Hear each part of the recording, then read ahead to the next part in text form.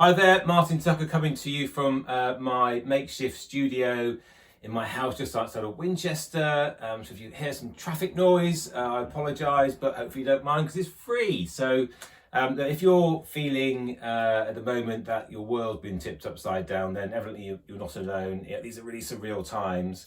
And because of what's going on, it might be that you're feeling you're not coping as well as you could do, or feeling a load of emotion that you might have felt before, but not quite in the intensity or the frequency that you felt those feelings before. So what I'm going to share in here is basically a continuation from a post on LinkedIn last week about this adapt process. I was saying in that post we're having to adapt in a really radical way right now, and that's giving rise to a load of emotions. And in that post I talked about the red brain and the blue brain. So in this particular video I'm going to talk about just this basic model, just to give a bit more depth as to what the red brain and the blue brain are and what they do and how that affects our emotions.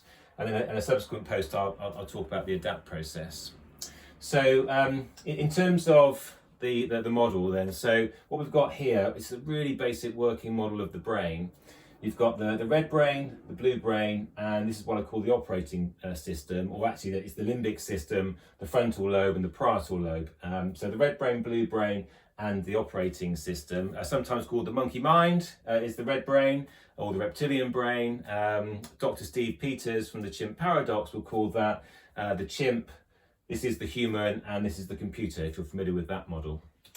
So in terms of what the red brain does, we start there first. So the red brain's got a number of different drives and agendas that it wants to fulfill. The primary driver is reproduction of the species, so sex. Another three F's that it's responsible for are fight, flight, and freeze. So if we go into that mode, we experience danger or a threat of some description, we might go into one of those three modes.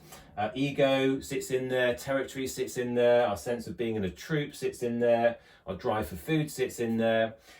This is our emotional thinking brain, and it jumps to conclusions on a very, very small piece of information. It's very, very black and white in the way that it operates.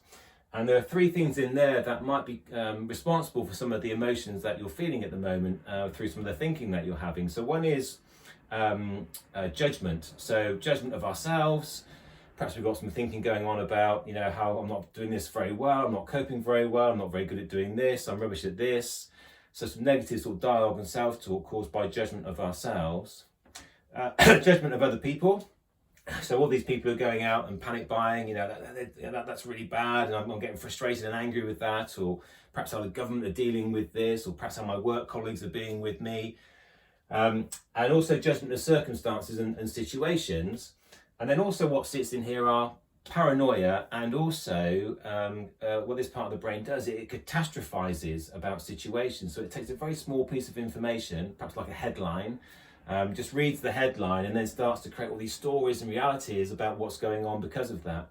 Or maybe we're having a thought about we're having to do something and we don't know how it's going to play out, but we're starting to think about really bad outcomes that are going to happen, and then that starts to create a whole load of worry, anxiety, and stress.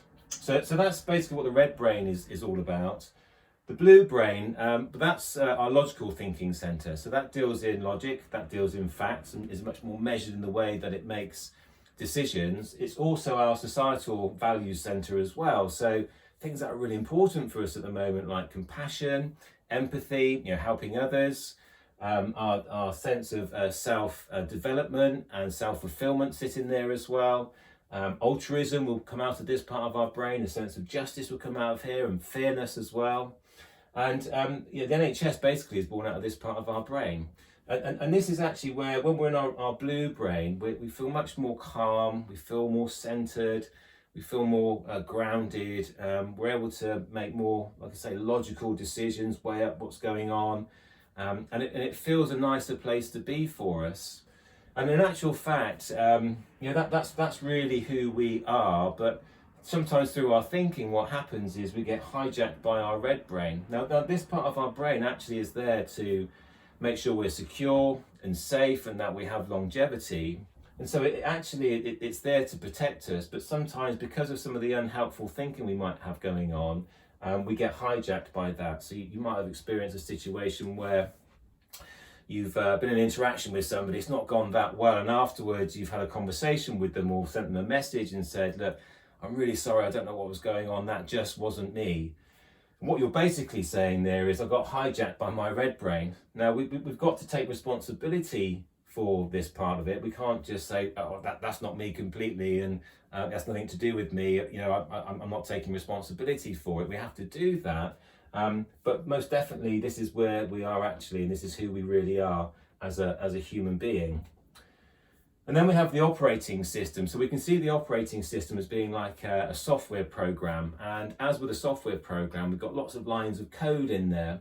And that code is our thinking and our behaviors. And that's learned thinking and behaviors throughout our lifetime. That's got us to the point that we're at. And the programmers for that code are the red brain and the blue brain as we go through our lives.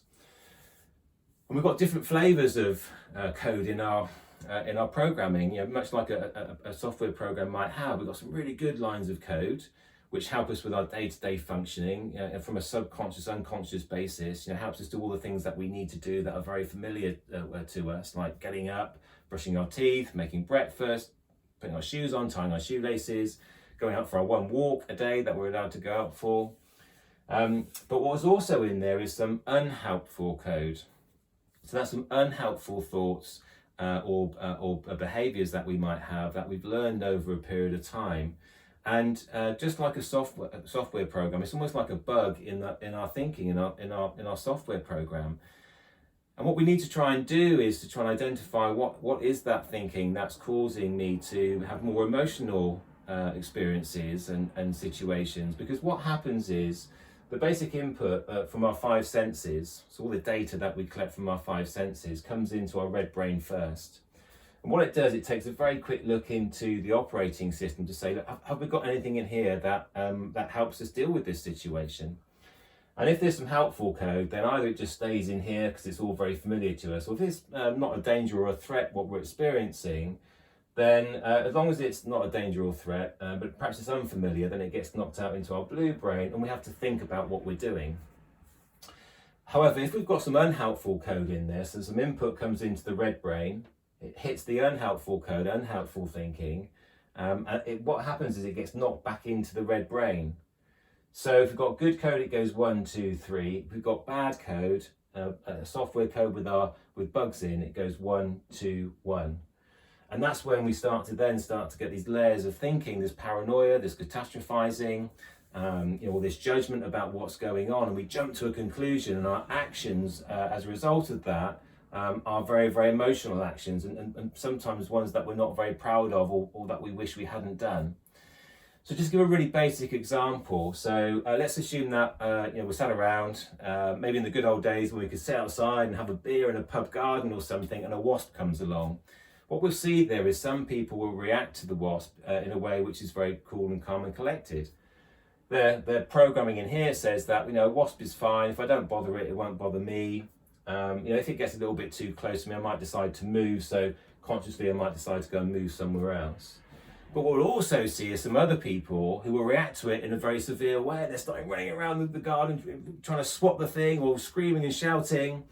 And maybe that's come from some programming before when perhaps you were younger, you got stung by a wasp. When you're having a family picnic, maybe, family members are running around with their arms in the air, and your dad got the newspaper and tried to swat the thing and kill it. And perhaps you read somewhere that someone got stung by a wasp once, had a really bad reaction to it, and was very, very ill or even died. And so you've got some very, very negative programming, a piece of thinking in there that's got a bug. And what's going to happen in that situation is that the thought's going to come in here, hit that piece of thinking, and then go back out there. And then we have that reaction to the wasp. So it's not actually the wasp that's causing our reaction. It's our thinking towards the wasp that causes the reaction. And that's all held in our operating system in here. And because we're going through so much stuff that's very unfamiliar to us at the moment, and we haven't downloaded the COVID-19 update or patch that we need to help run the operating system, we might be experiencing a load of emotion. So I hope you found that useful. I'm happy to post some more of these if you think it's good. Keep washing those hands and stay safe, and I'll speak to you soon.